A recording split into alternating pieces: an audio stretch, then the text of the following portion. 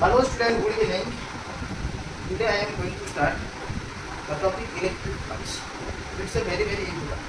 देखो, पहले हमको पता चलना चाहिए कि इलेक्ट्रिक फ्लक्स होता है, फ्लक्स होता क्या है, फ्लक्स कहाँ यूज होगा आगे। हमको ये कंसेप्ट जानना जरूरी है कि फ्लक्स का मतलब क्या है। देखो, actually flux is defined as the total number of line passing through a given area. Suppose देखो, मैं तुमको एक एग्जांपल देता हूँ। मान लो एक विंडो है, विंडो है कि नहीं। जब सनराइज होता है उस टाइम में सनलाइट इधर इधर आता है, ऐसे आता है कि नहीं, ऐसे आता है लाइट आता है कि नहीं। देखो, ये एक बेस्ट एग्जांपल है जो तुमको समझ में आएगा। मान लो ये मेरा विंडो है, इसके ऊपर गैप नहीं है, इसीलिए तुम थोड़ा ऐसे मत सोचो कि ये बुक है। इसके अंदर ये एक डायरी है, इसके अंदर एक क्या है, एक खाली जगह है। विंडो तो आप लोग को पता है। तो उस टाइम में जब मॉर्निंग टाइम में जो सनराइज होता है उस टाइम में सनलाइट यहाँ पे पड़ता है। जब पड़ेगा तो इसमें लाइट रे अंदर घुसेगा कि नहीं। तो इतना लाइट ऑफ रे उस अंदर घुसेगा, जो खाली जगह पड़ा हुआ है उस जगह, उस लाइट रे को हम बोलते हैं फ्लक्स। आएगा कि नहीं, फ्लक्स आएगा कि नहीं। देखो, मैं तो लाइट के लिए एक एग्जांपल दिया, लेकिन यहाँ पे यहीं पे क्या है, इलेक्ट्रिक फील्ड लाइन। ये इलेक्ट्रिक फील्ड लाइन पास होगा एक स्पेसिफिक एरिया और गिवन एरिया को, उसको हम इलेक्ट्रिक फ्लक्स बोलते हैं। और फ्लक्स को डेनोट करते हैं फाई। फाई का सिंबल आप लोगों को पता है, फाई ऐसा, और इट इज डिफाइंड एज, और it is denoted by phi letter, इसे भी हम लिख सकते हैं। तो देखो, तुम लोग को पता है, देखो ये है मेरा विंडो, यहीं पे लाइट आ रहा है और स्पेसिफिक ऊपर में तो लाइट नहीं आएगा ना। ये मान लो एक घर है, एक हाउस है, हाउस बिल्डिंग में एक विंडो रहता है कि नहीं। उस विंडो में जब मॉर्निंग टाइम में सन राइज होगा तो उस टाइम में लाइट पड़ेगा कि नहीं। आपका भी तो घर है, आप भी तो पता लगा सकते हो। नहीं तो काल जाके मॉर्निंग में देखना अपना विंडो को या स्काईलाइट को भी देखना, वो कितना रे इनसाइड आता है। वो मेरा इलेक्ट्रिक फ्लक्स और लाइट फ्लक्स है। तो यहीं पे जब इलेक्ट्रिक फील्ड लाइन पास करेगा एक स्पेसिफिक एरिया में, तो हम इसको बोलेंगे क्या, इलेक्ट्रिक फ्लक्स। देखो, ये तो सपोज देखो, ये मेरा स्पेसिफिक एरिया है। जब स्मॉल एरिया के लिए, देखो ये स्मॉल एरिया, मान लो इस स्मॉल एरिया के लिए कितने लाइन पास करेगा,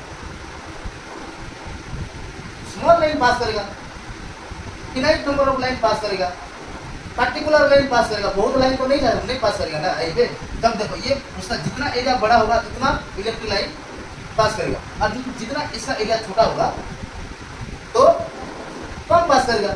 मान लो इस जो एरिया को हम लेते हैं डीएस, क्या लेते हैं, डीएस। देखो डीएस मान लो डी लगा है तो स्मॉल एरिया है। जहां पे डी तुम देखोगे ना, तो यहीं पे तुम स्मॉल एरिया और वो स्मॉल एरिया ही है। तो देखो, मान लो ये स्मॉल एरिया, देखो स्मॉल एरिया पे इलेक्ट्रिक लाइन स्मॉल पास करेगा, कम पास करेगा नहीं। देखो, तो मेरा डेफिनेशन क्या बोलता है, देखो, और ये डेफिनेशन क्या बोलता है, देखो ये स्मॉल फ्लक्स होगा, स्मॉल एरिया के लिए स्मॉल फ्लक्स होगा। तो इसको हम ले सकते हैं क्या, डी बाई इक्वल टू में, देखो ये इलेक्ट्रिक फील्ड लाइन है, और ये है एरिया है, गिवन एरिया है। देखो ये ई डॉट एस है। और एक बात देखो, यहीं पे और एक वेक्टर लगता है जिसको हम बोलते हैं एरिया वेक्टर। क्या बोलते हैं, एरिया वेक्टर। इस एरिया वेक्टर को हम लेते हैं एन के। देखो, area vector is always perpendicular to the surface. देखो ये मेरा सरफेस है, यहीं पे इलेक्ट्रिक फील्ड जा रहा है, इलेक्ट्रिक फील्ड लाइन जाएगा, ये खाली जगह, ये क्या है, खाली जगह। तो यहीं पे ऐसे इलेक्ट्रिक फील्ड जाएगा, तो उसका सरफेस एरिया कितना है, ये ऐसा है। तो सरफेस एरिया के साथ एरिया वेक्टर ऑलवेज परपेंडिकुलर ही रहेगा। आएगा कि नहीं आएगा, समझ में आएगा? कोई डाउट है? तो हम इसको लिख सकते हैं, देखो यार,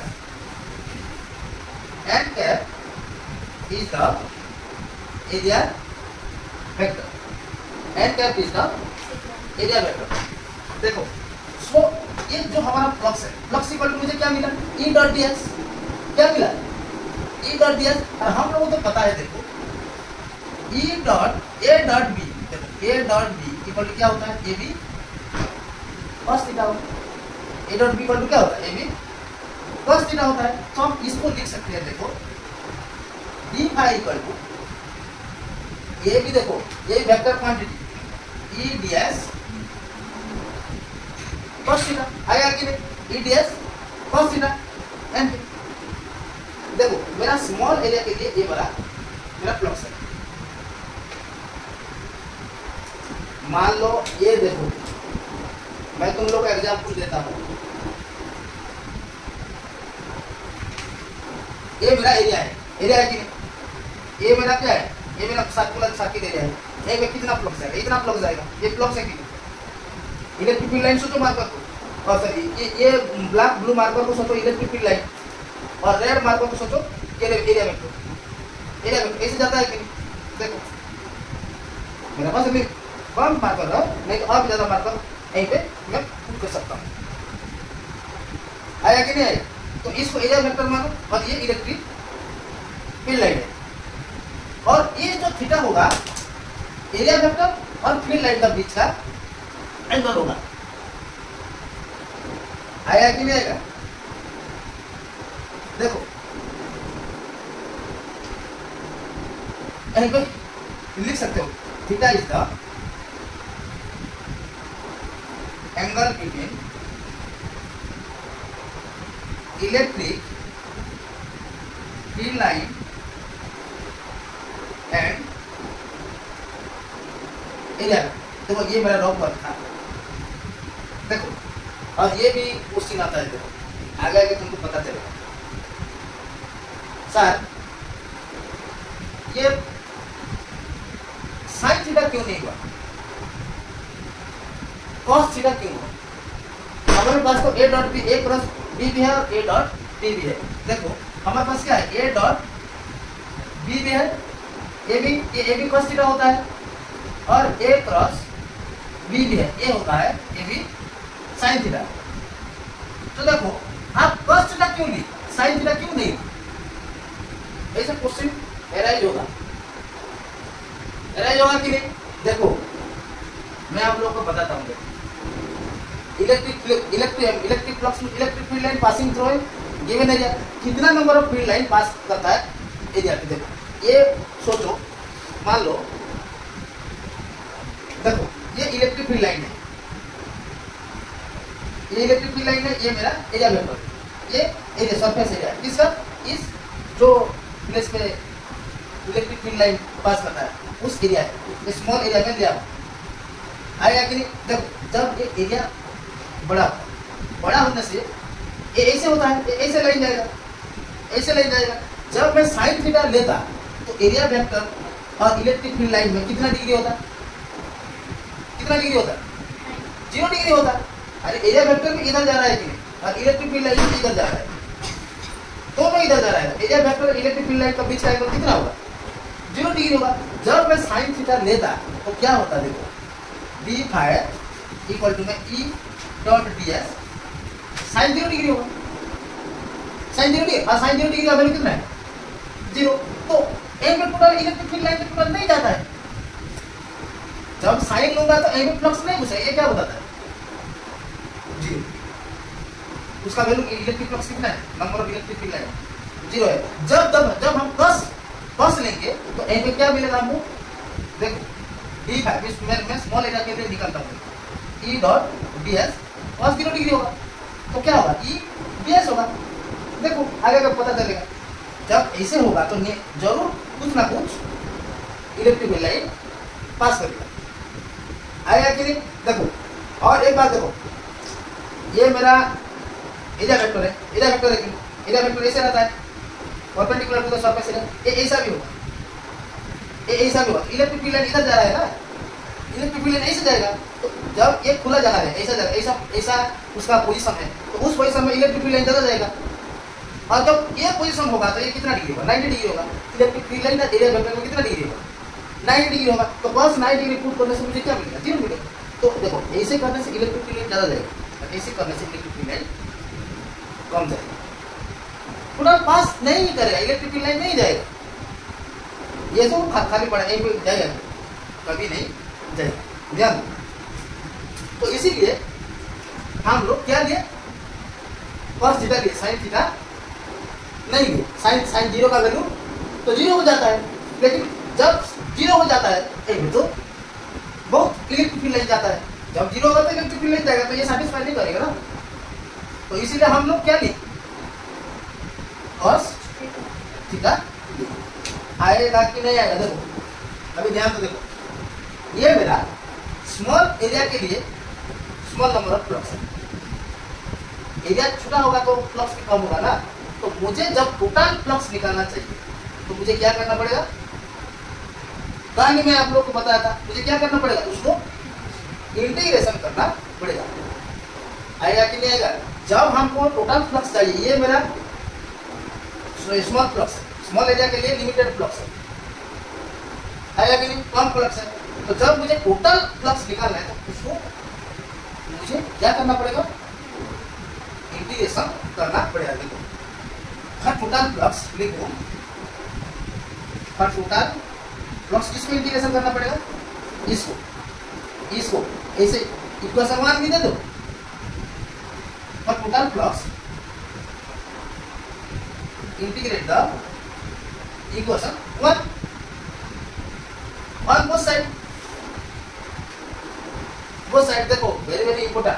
तो ये होगा, देखो इंटीग्रेशन करेंगे हम इस ये टोटल फ्लक्स के लिए। देखो तो ये आएगा ई ds एम क्या? ये इलेक्ट्रिक फील्ड लाइन है, ds है एरिया वेक्टर। देखो एरिया वेक्टर, और ये क्या कौन सा सरफेस होना चाहिए? Close surface. इसीलिए मैं इसको ऐसे दिया, ये क्लोज सरफेस के लिए। कौन सा सरफेस के लिए? क्लोज सरफेस के लिए। देखो तो डी फाई का इंटीग्रेशन क्या होगा? फाई होगा, फाई होगा कि नहीं? ये ई डॉट ds है, फाई होगा कि नहीं? और ये तो इसका मैग्नीट्यूड क्या होता है? 1 ही होता है एरिया वेक्टर। एरिया वेक्टर का ये डायरेक्शन शो करता है, एरिया वेक्टर का मैग्नीट्यूड क्या होता है? 1 होता है। तो E dot dx equal to क्या होगा? देखो ये क्लोज इंटीग्रेशन होता है, ये सॉरी क्लोज सरफेस के लिए इंटीग्रेशन है क्या होगा? तो ये क्या होगा? ई ds, ये होगा cos थीटा होगा, ई ds cos थीटा होगा। देखो ये मेरा टोटल फ्लक्स है। जब आप कोई भी सरफेस एरिया के लिए फ्लक्स निकालेंगे तो हमको क्या करना पड़ेगा? देखो फाई इक्वल में ई, तो ई कांस्टेंट हो जाएगा बाहर में, ई कांस्टेंट होगा कि नहीं? ई जब कांस्टेंट होगा तो ये ds का इंटीग्रेशन होगा। देखो dx का इंटीग्रेशन होगा, और ये ds शो करेगा सरफेस कौन सा टाइप का है। सरफेस जब स्फीयर होगा तो मैं तुमको पिछले क्लास में बताया था, उसका टोटल सरफेस एरिया क्या होगा? 4/r²। जब सर्किल होगा तो उसका एरिया क्या होगा?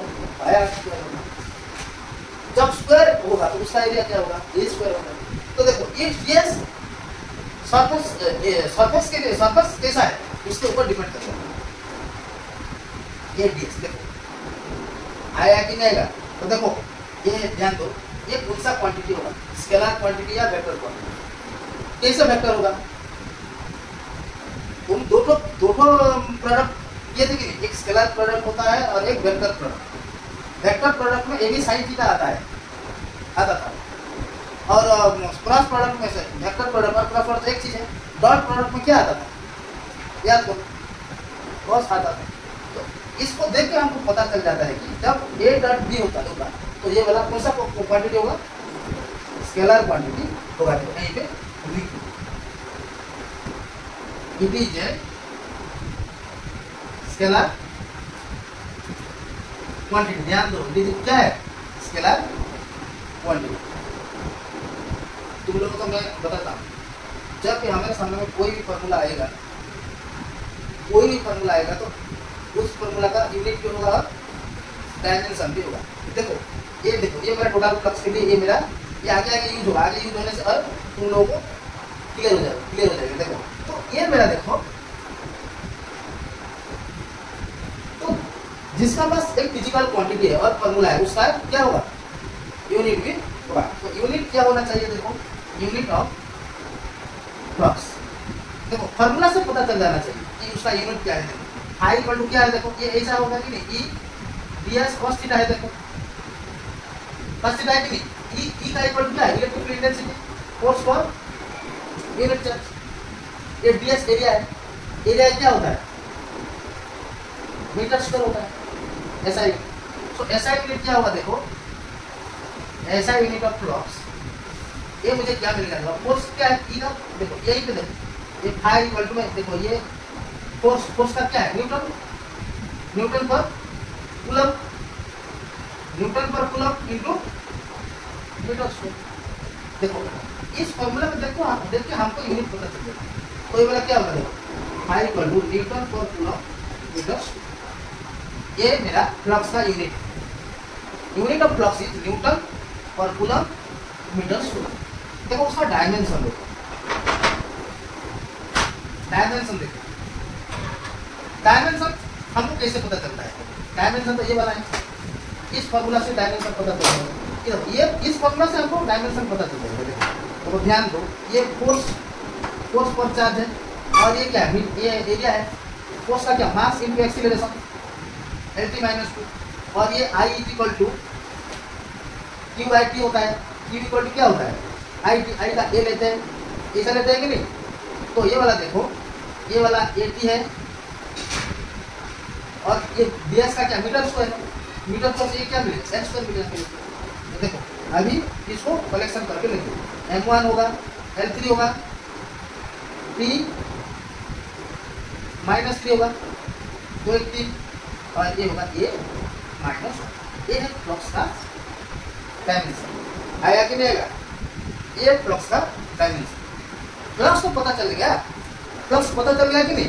फ्लक्स मींस क्या होता है, ये number of electric field line passing through a given area, उस एरिया पे कितना लाइन पास करता है वो फ्लक्स है।